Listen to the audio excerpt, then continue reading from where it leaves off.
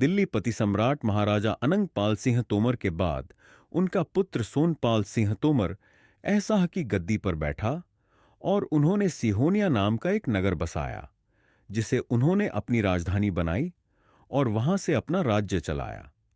उनका विवाह नरवार के कछवाह राजा कीर्तिसेन की पुत्री राजकुमारी ककनावती से हुआ। इन्हीं महारानी ककनावती के नाम पर ककनवट मंदिर, जो मुरैना में स्थित है, बना।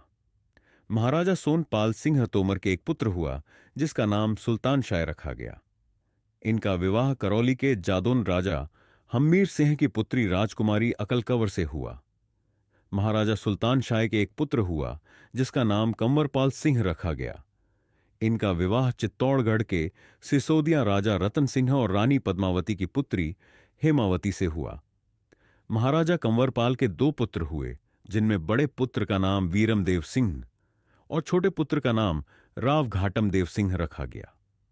इन्हीं दोनों पुत्रों ने मिलकर अपने राज्य का विस्तार किया। इनमें राव घाटम देव ने 52 और 84 गांव के 2 राज्य खंड बसाए और वीरमदेव ने 120 गांव का एक ही राज्य खंड बसाया। इन्हीं दोनों भाइयों के 256 गांव को मिलाकर एक बड़ा राज्य खंड बनाया गया, जिसे तंवरघार कहते हैं, जो वर्तमान में 1000 से ऊपर गांव हैं। वीरमदेव बड़े पुत्र होने की वजह से उन्हें ऐसाह की गद्दी मिली।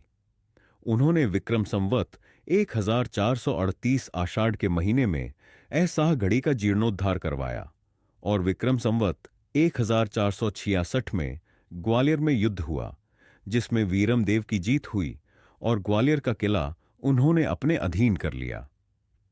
ग्वालियर की गद्दी संभालने के बाद वीरमदेव ग्वालियर के पहले तोमर शासक बने। उन्होंने 27 वर्ष तक शासन किया।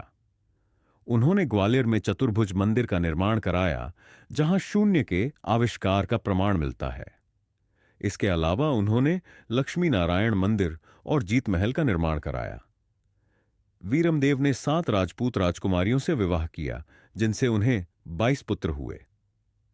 इन 22 पुत्रों में आगे चलकर राजगद्दी का बंटवारा हुआ। इनमें से एक रानी का पुत्र युद्ध में वीरगति को प्राप्त हुआ, जिसका नाम लक्ष्मण सिंह था।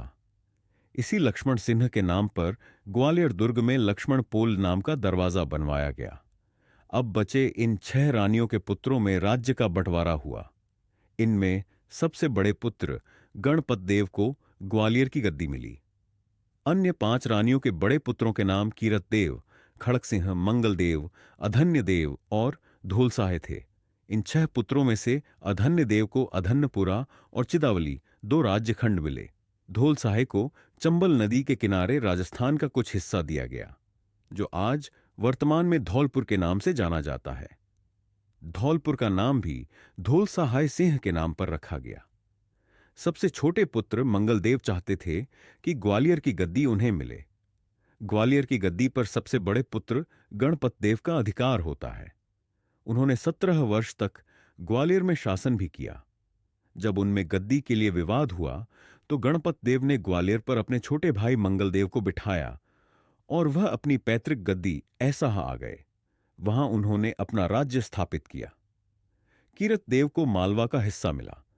उनका वंश मालवा में चला गया और वहां उन्होंने अपना राज्य स्थापित किया। खड़क सिंह को उत्तर प्रदेश का हिस्सा मिला। उन्होंने तुतावास पर अपना राज्य स्थापित किया और वहां बदायूं के पास 84 गांवों का एक खंड बसाया, जो वर्तमान में आज भी है।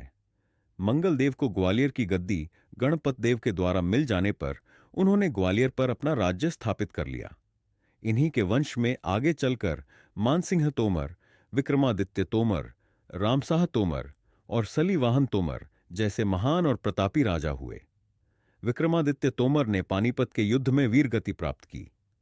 रामसाह तोमर और उनके 3 पुत्र सलीवाहन सिंह, प्रताप सिंह, भवानी सिंह और एक नाती भालभद्र ने भी वीरगति प्राप्त की।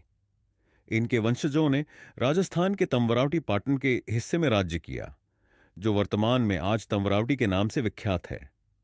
चंबल की जो तोमरघार है, वह महाराजा वीरमदेव के बड़े पुत्र गणपदेव सिंह से चली है।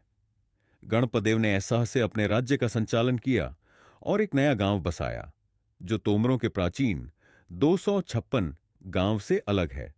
जो गांव बसे थे 52, बिसासो, 1484 के बाद विक्रम संवत 1535 में डंडोली नाम का गांव बसाया गया, जो आज वर्तमान में अंबाह के पास बरेह और जोहा के बीच चंबल नदी के किनारे स्थित है। इसी डंडोली गांव में राजा रामसाह सिंह तोमर का विवाह केसरदेह से हुआ था। इसके बाद वह राजस्थान चले गए। महाराजा गणपत देव का विवाह मैनपुरी के राजा महीपत सिंह चौहान की पुत्री देव कंवर से हुआ। महाराजा गणपत देव के 6 पुत्र हुए, जिनके नाम क्रमशः माड़नदेव, राजचंद्र, रोशनदेव, सोगनदेव, ऋचिपाल सिंह और मार्गदेव थे। इन 6 पुत्रों के बीच ऐसाह घड़ी का बंटवारा हुआ, जिससे चंबल का तोमर वंश चला है। मेरा वंश बड़े पुत्र माड़नदेव से चला है, जिनके हिस्से में बरेह, रूधावली और इलावक और पुरैनी के 24 वास आया। मेरा गांव रूधावली है और मैं माड़नदेव का वंशज A.S. प्रताप सिंह तोमर गर्व के साथ अपने पूर्वजों की वंशावली सुना रहा हूं।